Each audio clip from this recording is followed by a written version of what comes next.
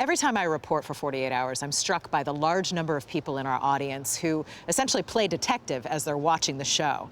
They weigh all of the evidence, they look for clues, they ask all the right questions. It's really like they're trying to solve the case. They're essentially citizen sleuths. And that's who Michelle McNamara was. She was a wife to comedian Patton Oswalt and a mother to their young daughter. But she also was a person who was very interested in true crimes and in trying to solve them. She was mom by day, but detective at night, a citizen sleuth. And Michelle started a blog where she wrote about true crime called True Crime Diary. There was one case, one unsolved case, that really fascinated her and consumed a lot of her time. And that was a man who committed 50 rapes and 12 murders up and down California in the 70s and 80s.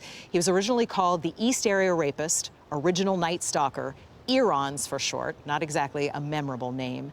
And when Michelle started writing about him, she thought maybe one of the reasons that he didn't get as much attention as perhaps he should was because of this name. So she renamed him. She called him the Golden State Killer. She wrote about him on her blog.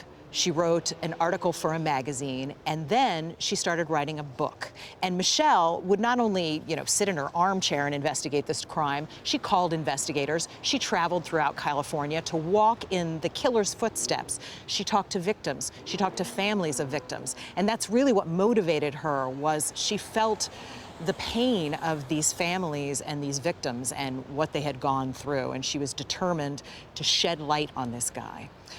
In the middle of writing her book, Michelle passed away in the middle of the night.